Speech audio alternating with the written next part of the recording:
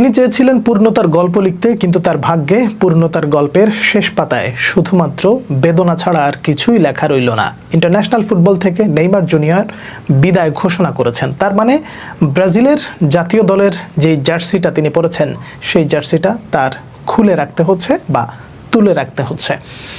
আপনাকে যদি এই মুহূর্তে একটা প্রশ্ন করি যে নেইমারের মতন এমন একটা প্রতিভা সেকেন্ড আর এক পিস আসবে কিনা, আপনি এক বাক্যেই বলে ফেলবেন আর সম্ভব না। এটাই সত্য কথা। কিছু প্রতিভা এমন থাকে যার কোনো বিকল্প হয় না। আজ অবধি যতগুলো ব্রাজিলের সুপারস্টার এসেছে, যারা বিশ্বকাপ জিতেছেন, যারা জিততে পারেননি, ব্যর্থতার গল্পের মধ্যে হাবুডুবু খেয়েছেন, প্রত্যেকের পেছনে আপনি একটু ভালো করে হাতিয়ে দেখবেন যে তাদের পেছনের যে গল্প, সেই গল্পে কখনো পূর্ণতা আছে, কখনো অপূর্ণতা আছে, কিন্তু কেউ কখনো কারোর বিকল্প হতে পারেনি। নেইমার জুনিয়রকে নিয়ে ভক্তদের যে উচ্চ আকাঙ্ক্ষাটা ছিল, ভক্তদের যে প্রত্যাশাটা ছিল যে অন্ততপক্ষে নেইমার পূর্ণতার গল্পটা লিখুক, আপনি যেই স্বপ্নটা দেখেছেন শেষ হাসিটা নেইমার হাসুক, তার দলের সতীর্থরা কি আসলে সেই জিনিসটা চেয়েছিল? হয়তো চেয়েছিল, কিন্তু সেই চাওয়াটাও বোধহয় পূর্ণ হলো না। ব্রুনো গিমারাইজের এই পেনাল্টি মিসটা নেইমার আজীবন মনে রাখবে। এন্দ্রিকের ওই 1 ভার্সেস 1 গোল মিস করাটা নেইমার আজীবন মনে রাখবে। আপনি একটু চিন্তা করে দেখেন, আর্লিং হালান্ডকে শেষ মুহূর্তে যদি একটু মার্ক করতে পারতো ঠিকঠাক, ওই গোলটা যদি না হতো, তাহলে তো ব্রাজিল সমতায় ফিরেছিল, তারপরের গল্পটা হয়তো বা ভিন্ন রকম হতে পারতো।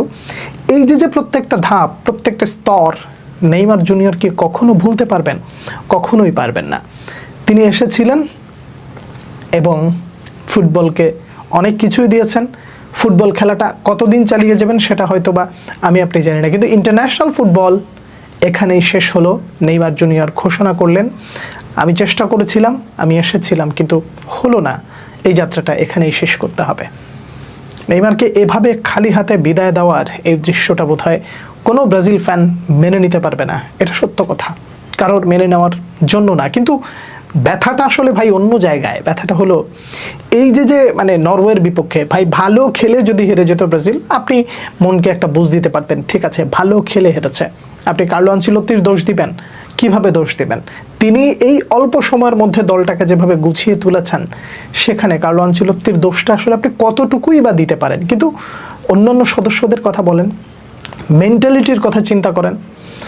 ব্রুনো গিমারাইজ তার ফুটবল কেরিয়ারে নিউক্যাসল ইউনাইটেডে যেই ধরনের স্ট্যান্ডার্ডের ফুটবলটা খেলেন, ব্রাজিল জাতীয় দলে সেটাও খেলতে পেরেছেন, অ্যাসিস্ট করেছেন, ভালোই করেছেন, কিন্তু যে পেনাল্টিটা মিস করলেন, এর জন্য কি নিজেকে তিনি কখনো ক্ষমা করতে পারবেন? এই যে নেইমার ঘোষণা করলেন, ইন্টারন্যাশনাল ফুটবল থেকে আমি বিদায় নিচ্ছি, ইটস ওভার, এটা তাদেরকে পিছু তাড়া করে বেড়াবে না?